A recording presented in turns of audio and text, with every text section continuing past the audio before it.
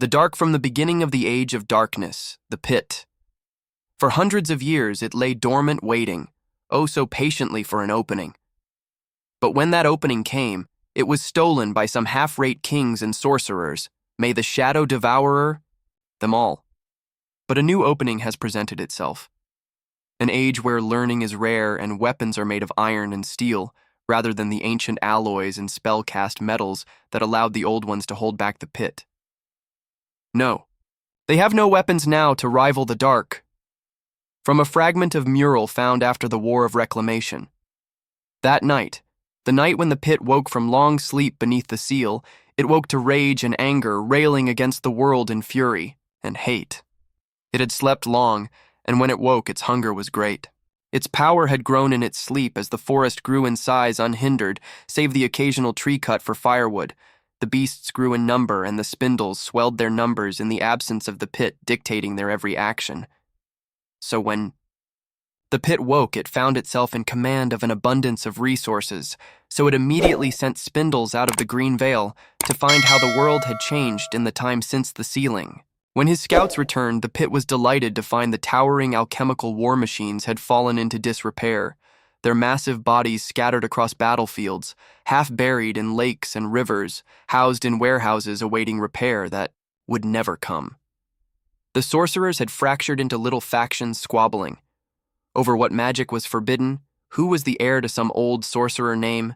They sat in their towers so busy with their infighting that they had become all but blind. To the world without, magic had dwindled and it needed to be reawakened. The pit would do its best to foil this reawakening. The kings of the world fought each other with increasingly pathetic weapons, steel weapons and arms, that would not sway even the weakest of the pit's servants. So the pit sent forth armies to conquer, and with them went hundreds of seedlings, to speed the expansion of the Green Veil. They met with little resistance in those first years, as one by one villages were abandoned and castles and cities were swallowed whole.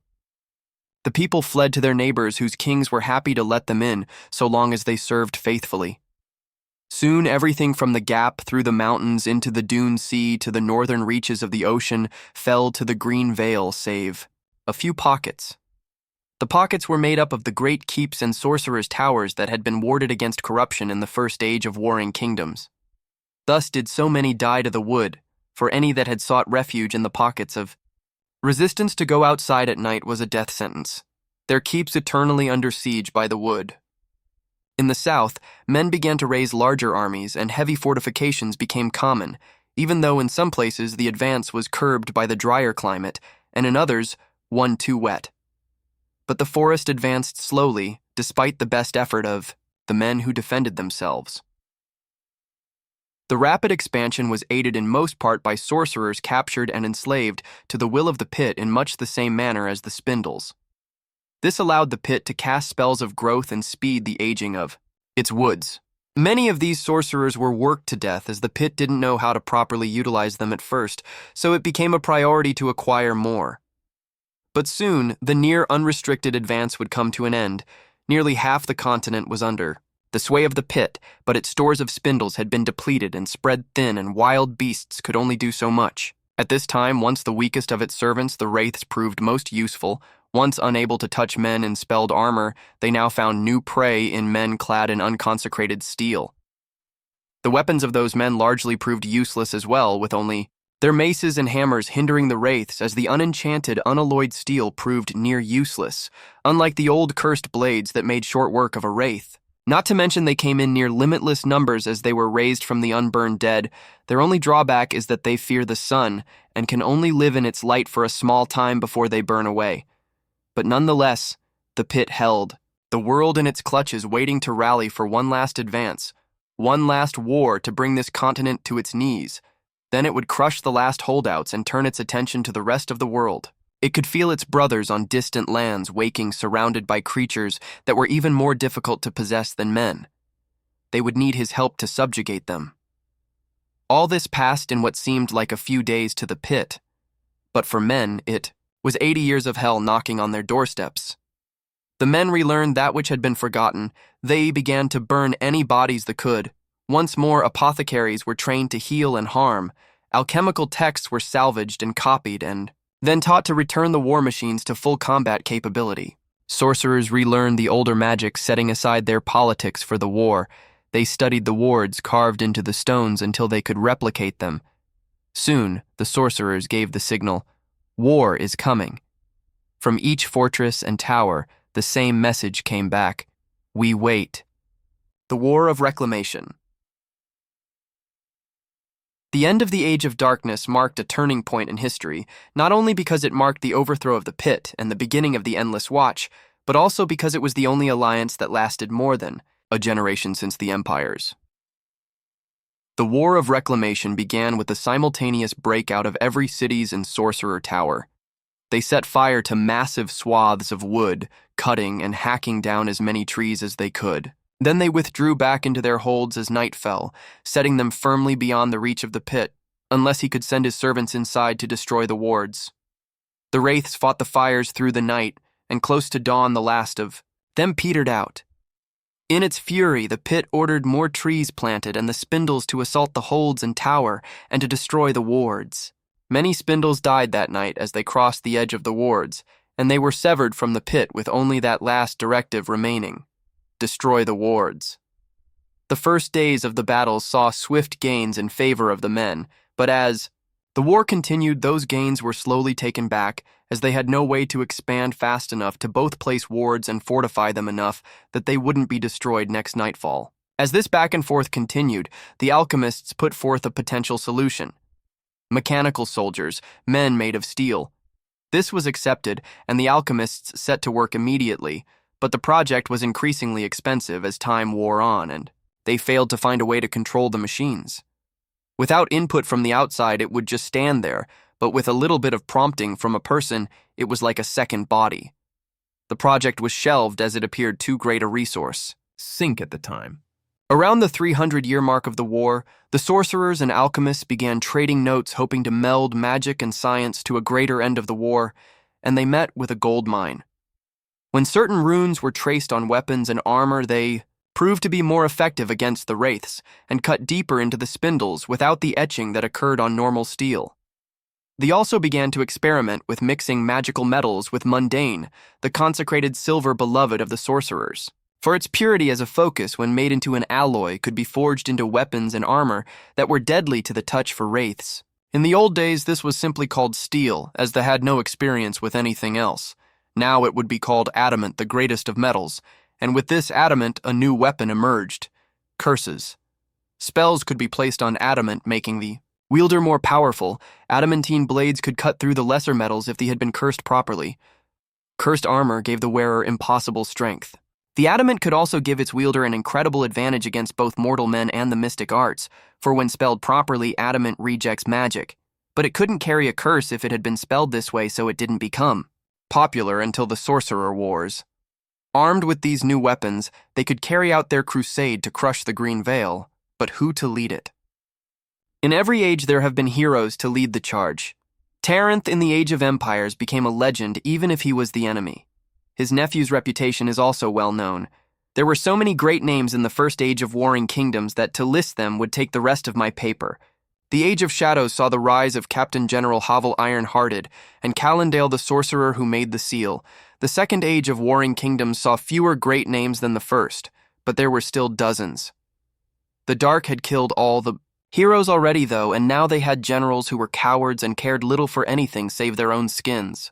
So the sorcerers and alchemists brought the first adamant sword to a captain of a little city and told him if he took the sword, they would help him overthrow the Dark and make him a king. They had made their choice well. The captain was named Valak, and he refused to take a crown with the sword. The only thing he took was the blade and the promise to overthrow the Dark. So the man who led the vanguard of the Reclamation was born, and he took to the battlefield, throwing back the Dark in battle after battle, as more adamant was made his. Men from the city were armored likewise, but the captain was reluctant to let the adamant spread to the other kings. He, like many others, remembered the histories of the ages of warring kingdoms. So he created a separate unit, one that paid allegiance to no one save the promise of defeating the Dark. This group at the time was called the Cavaliers, but would in time be known as the Endless Watch. More and more men swore to the Cavaliers, and the kings became worried, as larger and larger portions of their armies no longer paid them allegiance. It was a fateful battle that foretold the age of the Watch. It was the last years of the 6th century of the war, and Valak was well into his 50s. The Cavaliers had been fighting a week-long battle both day and night for the pass over the mountains. Here the woods had had time to fortify. There were great sweeps of brambles, each root begged for an ankle to break. The entire wood was thick with dead and dying trees, and even on a clear day it was almost dark as the night beneath. The boughs of the trees. So naturally, that's where the Cavaliers went. They fought underneath trees born of black magic as the sappers laid fires and cut trees. When these fires had been set or enough trees had been cut for the day, the Cavaliers withdrew through the rising smoke or past the stumps oozing the black sludge. After a week of this misery, they called for reinforcement. The king said, Hold for 2 days. The Cavaliers held for 6. At the end of that battle, the Cavaliers left half their number at the pass and took the rest to the annual meeting of the Alliance. When they came riding into camp, they hadn't bothered to wash the blood and sludge off their armor. It dripped from them into the streets of the city that had become the capital of the Alliance. At the doors of the keep, the man leading carried a long object wrapped in black cloth. The cloth was dark with damp. The Cavaliers marched through the keep as soldiers saluted them and servants bowed. They reached the doors of the council chamber and the guards moved into their path. They're in session, you can't go in there. The Cavaliers just looked at them, and the guards returned the gaze as they tightened their grip on their weapons. The man leading them kicked the guard in the chest, aided by the cursed plate. The guard slammed into the door coughing. The other guards were dismantled in moments, and the Cavaliers glided into the chamber. There the kings talked, but silence fell at the unanticipated interruption. One by one the kings rose as the Cavaliers spread throughout the room. Their leader drew forth the bundle and unfurled it onto the table with a flourish. Valak's sword clanked onto the table. The kings looked at it, then back to the man who brought. The fear then lit in their eyes. The man slammed a piece of paper onto the table and motioned for them to read and sign. One of the kings drew it forward. His eyes flicking back and forth as he read, he then slowly and deliberately wrote his name at the bottom. He passed it to the next king. That king also read and signed. So did the third. When it reached the fourth, the king read and roared in anger. How dare you! You would depose us! You would set yourselves up some sort of private army! No, I will The king's tirade was cut short along with the rest of him. The Cavalier plucked the paper from the king's hand and passed it to the next one before dragging the king's body out into the hall. The next read and signed. The 4 men who had signed got up and left, pulling the doors closed behind them. The leader of the Cavaliers spoke. You have 2 choices. Abdicate your crown to the Cavaliers so they reapportion it or die and have your holdings seized. Return to your kingdoms. You will be accompanied by a Cavalier to ensure that this is carried out. Good day. The man picked up Valak's sword and left. As Valak's sacrifice became legendary, the ranks of the Cavaliers swelled, and with this came divisions. The Cavaliers were too large to be commanded by one man, so they divided. They made the Pact of the Guard, dividing the Cavaliers into 3 parts. The Watch, who would wage the war against the Veil, the Makers, alchemists and sorcerers in the service of the Watch, and the Wards, apothecaries, surgeons, and merchants, devoted to the well-being of the people the Watch and Makers protected. This was how they divide themselves, with each branch having its own ranks and methods unique to them. Often they fought with each other, arguing over the right way to do things, but they never lost sight of their goal to hold back the Green Veil.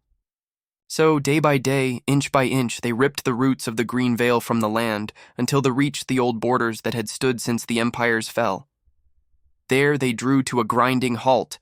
The resistance became too fierce and the battles too costly. Even the sorcerers couldn't make progress against the wood, each spell being deflected by the pit. For 10 years they sat on the edge of the Green Veil, trying time and time again to break the wood, but each time they pushed, the wood pushed back harder. In time, they realized they couldn't break the stalemate and began the first and last united building project of the war. A wall was raised in a great horseshoe shape around the pass. In the places where it met the mountains, the wall and living stone met seamlessly. Such was the sorcerer's spell working and the mason's skill. At the lowest point, it was only 80 feet high, with towers on that section only being 100 feet high, but in the higher places, the wall was easily 200 feet, with towers 300. In this, there was only one gate guarded by massive towers, a drawbridge, 3 doors and 4 portcullises, and 500 men at least at all times. Because of the enemies that this wall would have to face every 50 feet, there was a ballista with a crew to man it nearby. Huge cauldrons of oil were kept in the towers to be taken where it is needed, poured over the wall, and set ablaze. Alchemical reagents were also kept to ignite at a moment's notice. Alchemists dwelt in towers spread around the area behind the wall, maintaining and making the most violent of their concoctions to be launched and thrown at the enemy. Crossbows were built in the thousands, and every man of the guard carried one in addition to his shield, spear, and sword. Beacons were placed at the tops of each tower. 3 or 4 onagers were also placed on each tower.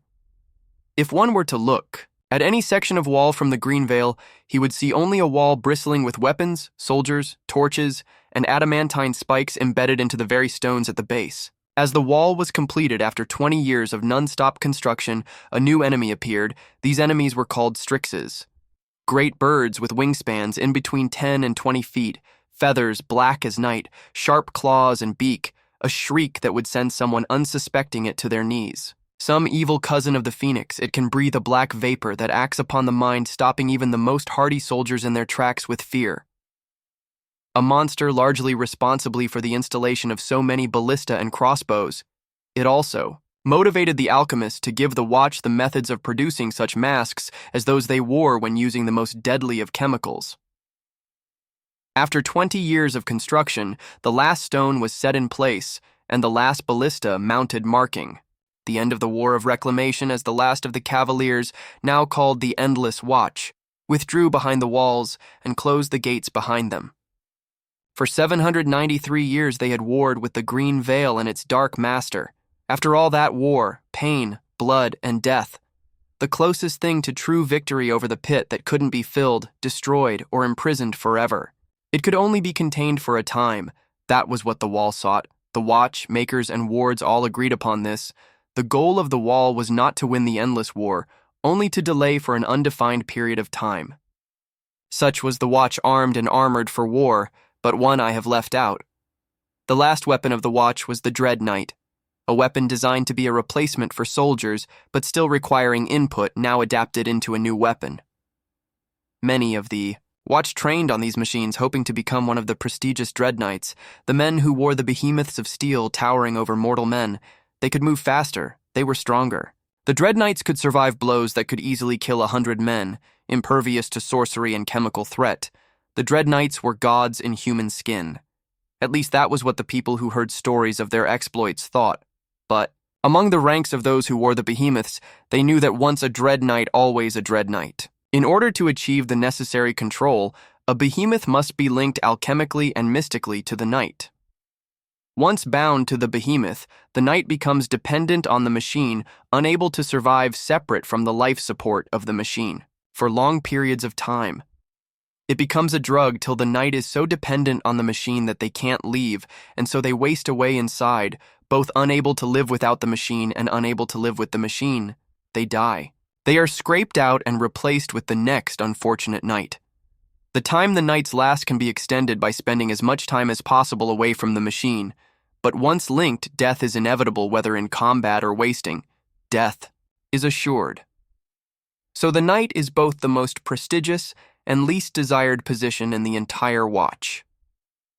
Context.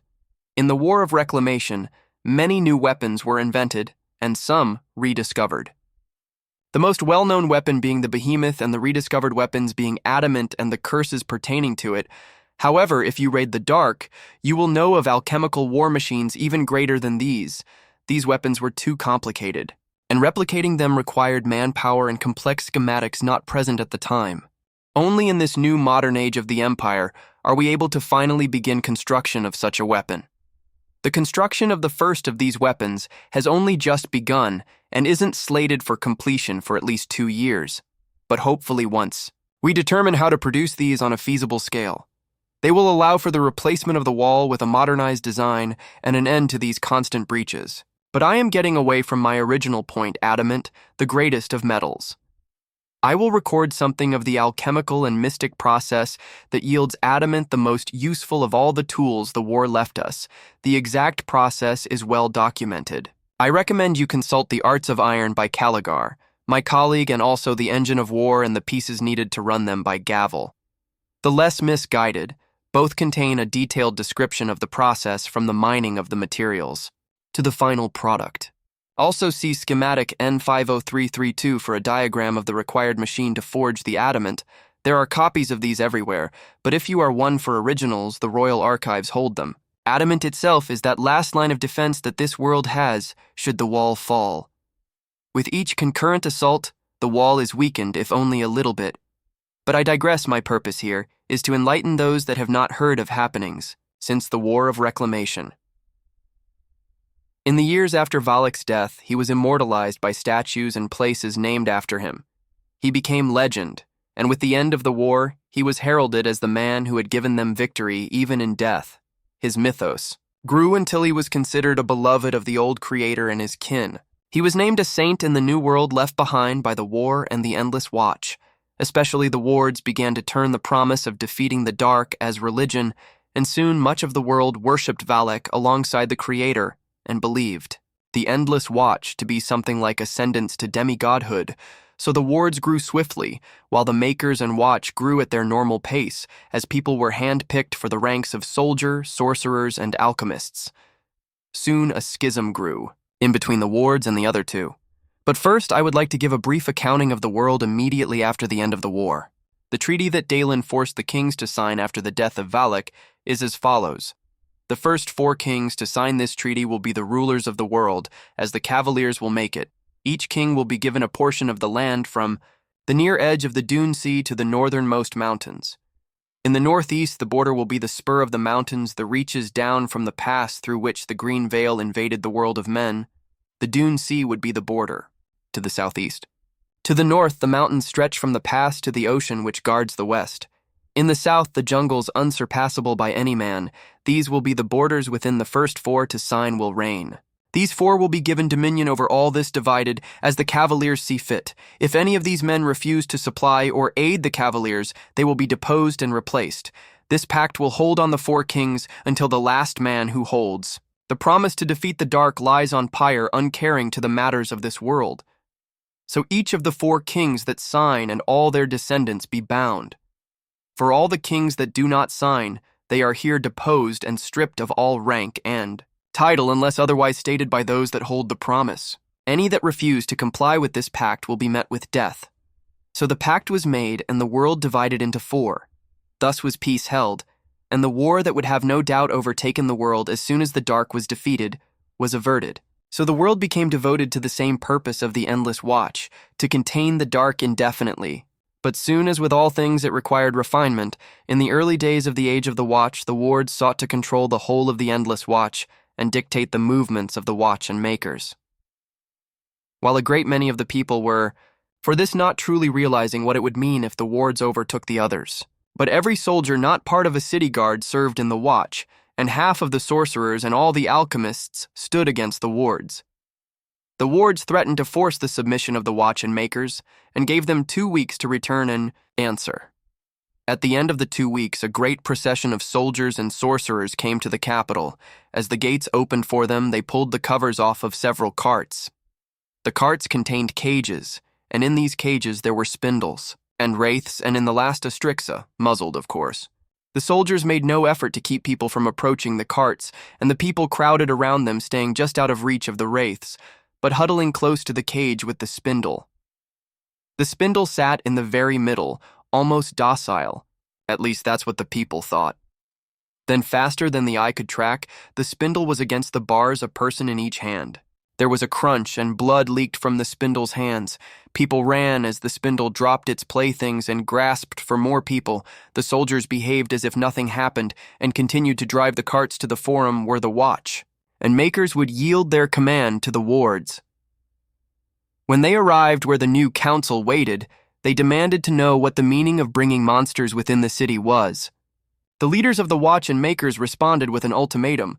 Stop whipping the people into a frenzy. Stop throttling the supply lines of the watch and makers. Stop demanding that the Watch and Makers surrender their command to the wards, and they won't release monsters within the city limits. The wards tried to call their bluff and refused, not believing that the Watch and Makers would do such a thing, but they forgot the oaths they had forsaken to defeat the dark by any means necessary. The response to the refusal was to strike the locks of the cages. The doors flew open as wraiths fled from the adamant-bearing guardsmen. The spindle slipped off quickly to find easier prey, and the Strix flew off in search of prey that didn't wield fire and bristle with spears. The men who made up the council were stunned. By the end of the week, the wards had been stripped of most of their power, had conceded to all demands, and the monsters had been all killed. This would set the mood for the rest of the Age of the Watch. The wards would get uppity. The Watch and Makers would give a show of force. The wards would calm down for a few decades, repeat. Enjoy next amazing story. Rules were important to maintain order, and the rules of the Galactic Council were no exception. For example, the use of artificial intelligence, AI coin, was allowed, but limitations had to be put into place to ensure that they remained dependent on their organic creators and masters for their continued existence. This made sense as no organic being wanted, to reference a certain human movie, a Skynet scenario. Far too many civilizations had fallen into ruin due to robotic rebellions to discredit the necessity of the rule. That was not even counting a few gray goo incidents that had actually happened due to rogue AI gaining control of tiny robots, which in turn had led to another rule to discourage the creation of robots that were very small in size. In fact, of these incidents were so dangerously close to becoming completely out of control that the Galactic Council had no choice but to authorize a terrible last resort, which was essentially to reference a certain human game, a planet-destroying exterminatus. Another rule that everyone in the Galactic Council was expected to follow was to refrain from getting into direct contact with insufficiently advanced races, which explained a certain Fermi paradox. This rule was deemed as necessary as the last thing anyone wanted was a race of unreasoning savages suddenly gaining advanced alien technology that they had no idea how to use responsibly. There were exceptions, though, such as the time when the snake-like Slitaras were given desperately needed help, in spite of not actually fulfilling the minimum requirements to become members of the Galactic Council so that they could be saved from extinction. This is the story of one other such rare exception. The incident all began with a song that was somehow heard by everyone on a Galactic Council mothership. It was no mere song for the auditory senses, though, for it was a psychic song of sorrow and loss, so pure and profound that even the most prideful of the elf-like Elverans were moved to tears. It was the song of a dying demigod that had sacrificed himself to protect a race of lesser mortals from being taken away by demons that had come from the darkness between the stars. It was the song of an aged and dying star singer, a member of a whale-like alien race that could travel through the void of space unaided, who had died saving a primitive race from slavery and worse. Although the mothership was not the closest vessel to the planet which the old star singer, Gregoria Sanctus, had died protecting, few questioned the decision to do a costly faster-than-light warp jump to the planet. Gregoria was not just an honored elder among the already long-lived star singers. He was also a former teacher to a few leaders who managed the mothership. Rila Nur, a tortoise-like capoid and the ancient of ceremonies of his kind, had a sorrowful expression on his face as he gazed upon the body of his former mentor, which, given its massive mountainous size, was thankfully in orbit around the planet. To think that such a terrible fate would befall upon Lord Gregoria. Toavanu, an honored elder among the bird-like avianites, clenched his clawed fist tightly enough to nearly draw blood as he spoke. The savages who killed him will pay for this transgression. The very air around him shimmered with barely restrained psychic fury. Calm yourself, friend. We must focus on handling this delicate situation with the local inhabitants of the world. Below us, said a seemingly robotic entity, which was actually a mobile hive mech, that was piloted by a whole colony of small mantid-like aliens known as the cybrids. Capable of telepathic communication, each cybrid colony was an individual, hive mind with its queen as the focal point of the hive mind.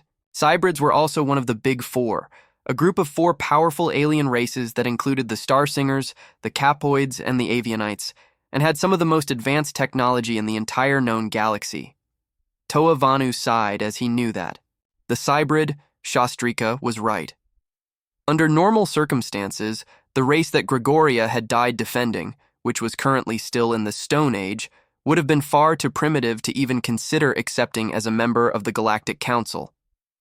However, not only had they witnessed Gregoria die defending them from invaders, but, based on the confessions of other Starsingers, they had actually been aware of the existence of the Starsingers for some time, known as the Sonarans, the primitive. Race looked like humanoid bats with a bipedal stance and clawed hands instead of wings.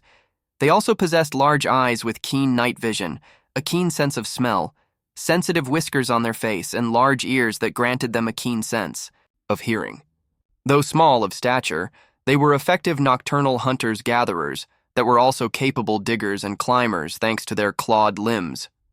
The most remarkable trait of the Sonarans, though, was their innate psychic abilities, as they had, in the past, detected the psychic presence of a passing pod of Starsingers by accident, and even sang in response to their psychic songs. Impressed by their abilities and moved by their simple yet profound songs, the Starsingers decided to continue, visiting the Sonarans' homeworld, even though it technically went against the rules of the Galactic Council.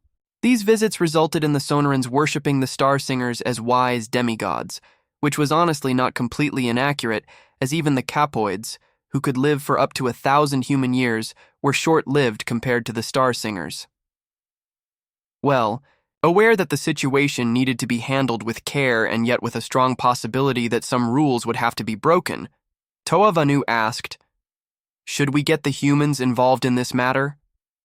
Rilanur smiled bitterly and said, "Knowing how they have reacted to the song, I doubt many would be as determined to somehow help the Sonarans as them and their closest allies." In spite of the tragic circumstances, Toa Vanu made a cooing chuckle and said, "Too true, old friend, too true." Shastrika made a skittering sound that almost sounded like a sigh as she spoke. "In the meantime, I'll help arrange for a proper cremation of our former mentor." Just as the Ancient of Ceremonies had predicted, the humans and their closest allies were determined to somehow help the Sonarans regardless of the usual protocols that they were supposed to follow. Clearly able to sense their empathic sorrow and sympathy, in spite of the fact that they had come from the sky like the terrible demons that had killed one of the Starsinger demigods, the Sonarans quickly accepted the unusual newcomers. Due to being taught by the songs of the Starsingers, the Sonarans had a much better grasp of the galaxy than any Stone Age society, both historical and current, in the known galaxy. This meant that the Sonarans quickly understood that the newcomers were actually people from other planets who had somehow managed to reach the stars to live together as a united people with the Starsingers. In fact, the Sonarans were eager to learn how to achieve the flight needed to one day travel among the stars. The Sonarans soon learnt that it was a custom among the Starsingers to let their bodies be consumed by nearby stars as a way of passing on, and that the rest of the Galactic Council was going to cremate the ancient Starsinger who had died to protect them. However, in spite of wanting to attend the cremation of the Starsinger, their sensitive skin and eyes were easily harmed by the sun. Thankfully, the humans had an idea by requesting, of all things, sunglasses, combined with the silk of the worm-like TARDIS wines and whatever other protective fabrics could be used. Many Sonarans were able to attend the cremation while offering solemn and tearful prayers for their slain demigod. Moved by a psychic song of profound grief, the people on board the mothership once again wept. After the cremation had concluded, the leaders of the mothership descended upon the planet to decide what should be done about the Sonarans. While protecting them from further raids was a given, there was a question of how much help they should receive from the Galactic Council, as, remarkable talents aside, the Sonarans were still a primitive Stone Age race. Michael, the human ambassador, who had led to mission to help the grieving Sonarans, had something to say about providing limited aid. "Let me tell you something about these Sonarans. They are a lot smarter than humans ever were back in our own Stone Age. Hell, I can say with confidence that they are a lot smarter than a lot of humans way past that point too. Yeah, that's not a high bar to leap over, admittedly, but the fact remains that they understand that their world is not flat, that their world revolves around the sun instead of the other way around, that performing ritual sacrifices will not make rain fall, That courteous decency is not a weakness to be mocked. That constantly whining about an unfair reality fixes nothing, and that rejecting truth, such as the fact that men and women are different from each another in at least some ways, is a one-way trip to being stupid, crazy, or both. They already know that we exist and they are eager to learn so that they can one day see the star singers up close and sing with them. I don't know about the rest of you, but that's as good a reason to go into space and explore the stars as it can ever bloody be. So if you lot plan to half-ass in helping them, well, I guess we humans will have to pick up the slack and help them with everything we've got. Horrified by the idea of leaving the innocently impressionable Sonarans to humans, many alien races immediately started volunteering to provide additional aid to the primitive race. As for the alien races who were close allies to the humans, well, they were rather amused by how horrified many of the other races were, understandable reaction notwithstanding.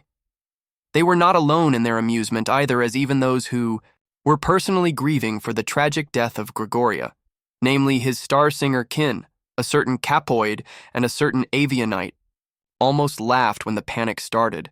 Little did many realize that the Sonarans were moved by the song of conviction within Michael's soul and were quick to agree in becoming allies with humans. Enjoy next amazing story. The Sehan warrior slumped against the walls of the trench, clutching onto her rifle in fear as the sounds of combat wore away at her resolve. Her people were a hive species that held a strict caste system, though it was flawed in that members of each caste were indistinguishable, aside from their role, which resulted in soldiers with weak chitin or more likely unprepared for the mental horrors of trench warfare. Sui 5826 was one such example, a female of the warrior caste who found herself shaking as she held her weapon close to her chest and tears forming in her eyes. The other Sehan that were scattered along the trench weren't much different. All exhibited signs of graying, a term that referenced the carapace turning colorless, often accompanied by nightmares, blackouts, and outright suicidal tendencies. Sui 5826 hadn't quite reached the graying yet, but the early signs were there, staring into nothingness and frequent nightmares that she had reported to her medical assessor, only to be told that she was exaggerating and sent back on patrol. She hated the trench. She sometimes hoped that they would make a charge across the fields, and she didn't even mind if it would get her killed, if only to be away from this place. Sui 5826, you are relieved and free to return to the resting pod. Ensure your weapon is clean before you begin your rest. The marshal spoke to her. He was a member of the commanding caste and as such was less than popular with her fellow warriors. They had a tendency to be arrogant and cruel when addressing the lesser castes. Though despite her disdain for the man, he was still allowing her to get some sleep, and no sane life form would argue with that. As the insectoid woman lay down on her bunk, her freshly cleaned rifle at her side, she began to think of a rumor that circulated amongst the other warriors and making her question its veracity. Supposedly, they were due reinforcements from one of the ally species, one that she had never heard of before called human. I wonder what they would be like. Prepare for orbital drop. The mechanical voice instructed the human marine, who promptly complied by double-checking his harness and forming his index finger and thumb into a circle to signal his readiness. Disengaging clamps, brace. Falling through space into a planet's atmosphere was a common occurrence within the Marines. Though many disapproved of utilizing the maneuver as it was such a high-risk tactic, the chances of being off course or burning up on entry were too high for most. What was less known to those outside the Corps was that an orbital drop was only used by these super-heavy warsuits, or guerrilla walkers as their pilots referred to them. Garrick was one such pilot. He also happened to be the one plummeting toward the Sehan homeworld to provide support to their front line, and would be doing so alone. Computer, keep my vitals on HUD and get me a comms link to the Sehan commander at the drop zone. The human commanded, the interface within the warsuit complying without delay. Before too long, he was able to hear a confused Sehan commander cast spluttering something about unauthorized use of a secure channel, but he was promptly cut off. You have one friendly guerrilla inbound to your location. Just ensure your boys. Don't shoot at me, okay? Just what does... The feed was cut as the Marine had cut through the atmosphere, armor plating glowing with heat as the warsuit fell.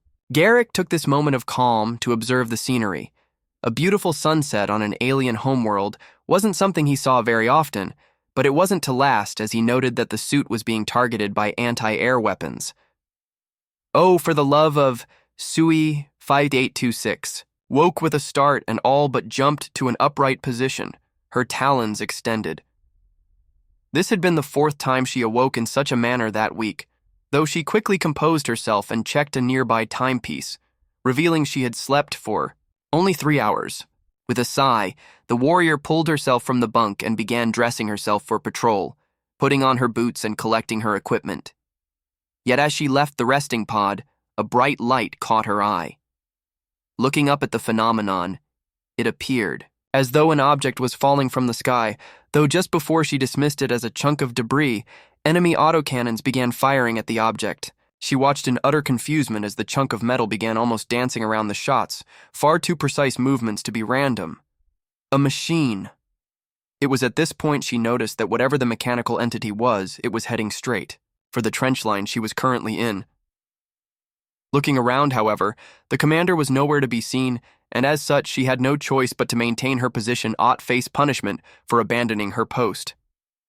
Get me an ETA on touchdown and deploy. Flares immediately.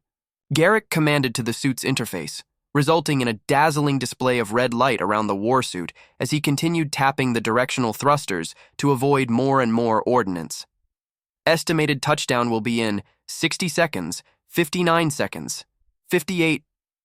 He quickly interrupted the mechanical voice. Just put a counter on the HUD, smartass. The information was added to the increasingly cluttered display, his vitals showing a significantly increased heart rate, but nothing he was concerned about. That was until yet another targeting lock flashed on the screen. Deploy the secondary flares. There was a mighty crash as the machine landed just outside the Seihan trench. Sui dared to peek her head out to watch as it began slowly marching toward the enemy line. A hail of gunfire answered the mechanical biped's approach. Munitions of 100 different kinds were hurled at the giant with not a single shot hindering its progress. Sui was enamored by the durability of such a device, its armor unyielding to what was an absurd amount of weapons fire, but that was when shouting from her own trench pulled her from the scene. Weapons ready. Ladders set, the marshal began, shouting. Those orders were everything she feared. They were to charge the enemy trench line.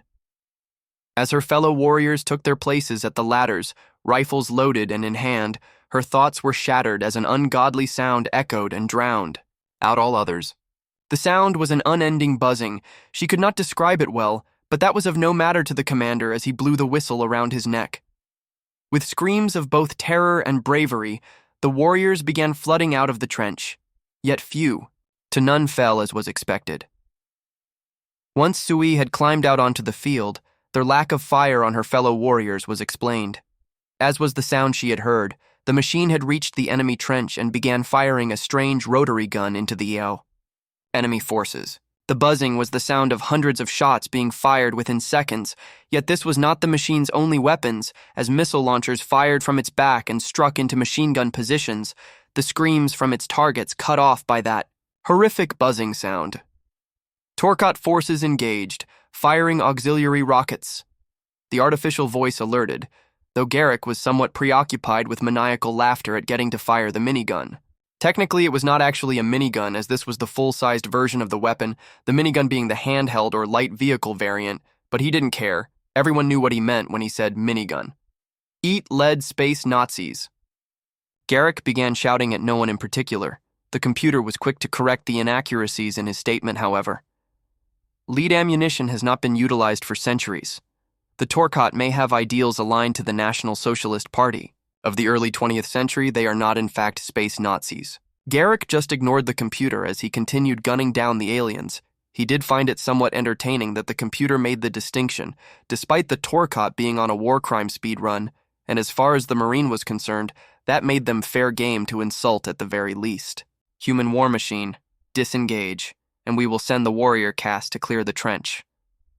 The Seihan commander had reopened communications with the warsuit, but didn't seem to realize he was addressing a person. Negative, Buggy.